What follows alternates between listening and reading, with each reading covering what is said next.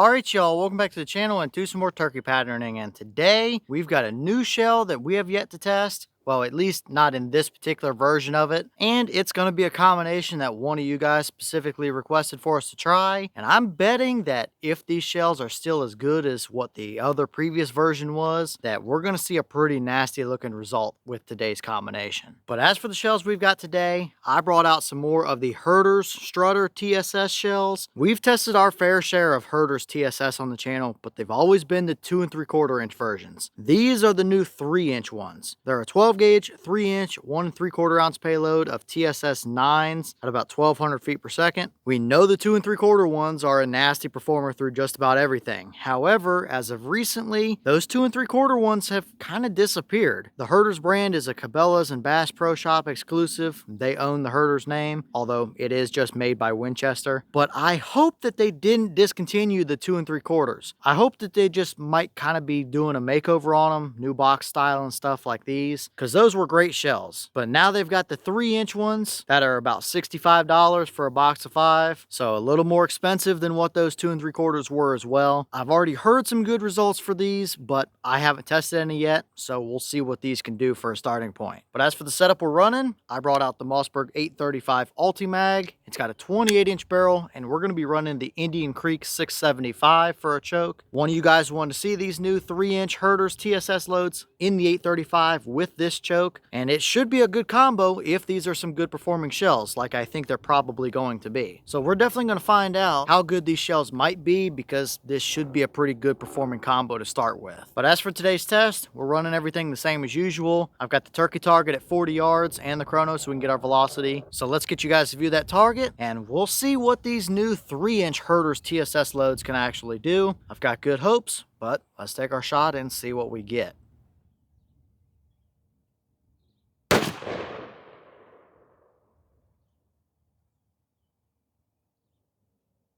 Okay, that shell gave us 1304 through the chrono. Boss claim is only 1200, but this is seemingly a pretty common occurrence with these Herter shells across the board. It was the same velocity claim with the 2 3/4 ones, and we usually got up around that 1300 mark with those, so I'm not entirely surprised here, and obviously that is plenty enough velocity if these shells were actually able to hold a good pattern. So let's go down there and see what we got at 40.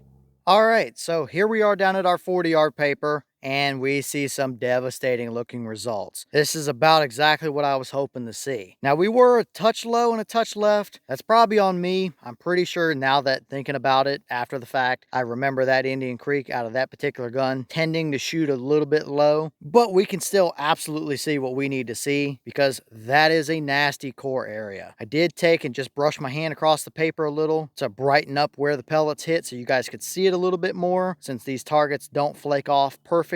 But yeah, that is a nasty swarm of pellets in the core area. It's really tight, it's really hot, no major voids or nothing in there. If we had that centered up, that bird may or may not have a head left even out to 40 yards. And even as we move a little bit outside of that core, it does open up a little bit. It gives you a little bit of leeway to work with, although that is still a tight spread, don't get me wrong. It doesn't start getting splotchy until we get to the very edges of the pattern, and just like the typical Herter's performance here, we do throw several flyers and little bits of stuff around the edges. We've got some way over there off the right, and maybe a couple up here at the top as well. Nothing detrimental to the pattern performance. That is still an absolute hammer of a load through that combo all day long. And just to think, this is the starting point. This is the first time we've tested these shells, and we're already getting a pattern like that. Wouldn't surprise me if we can get a little bit better or a little tighter out of them as well through a different choke combo. Either way though, that is exactly what I was hoping to see. Unfortunately, if they actually did get rid of the 2 3/4 inch loads, and this is what you had now is just the 3-inch ones, it seems as though they are still the same nasty performers that they were in the smaller shells. Which brings up another good point. These are a Winchester shell. They are made by Winchester, they're loaded by them, all the components are the same as the Winchester shells are. So why would you spend an extra $30 to $40 right now on a Longbeard TSS load when you can buy these Herter's TSS loads for $65 versus almost $100? Both shells are nasty performers, but these are a little bit less payload, they're cheaper,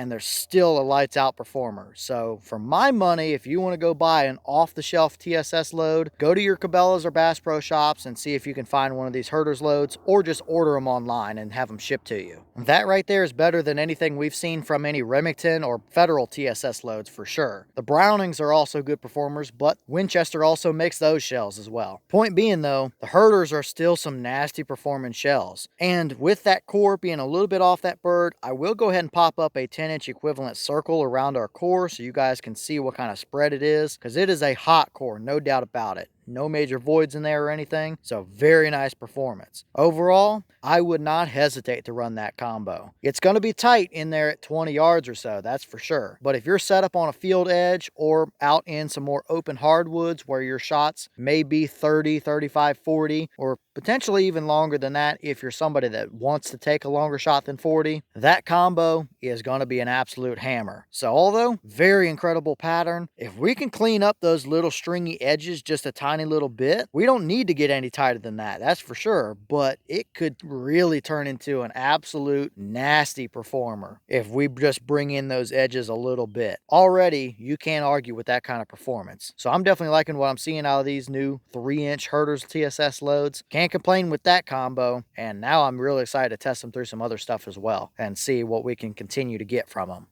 And here's the wad out of that shell, and kind of to my surprise, it looks to be the same wad they used in the 2 3/4 Herter's loads. I expected it to be a little longer, or maybe a little different with it being a 3-inch shell, but I really don't think it is. We're missing the little styrofoam piece from down in the bottom there. It probably just flew out down the range somewhere here, but usually they have a little styrofoam piece under the pellets, and you can see there's no damage or nothing down in there, so I think we're just missing that piece in these as well. Little bit scuffed up from that Indian Creek, but nothing out of the normal. It's nice to see these wads are still being used though, because we know there's some very nice performers.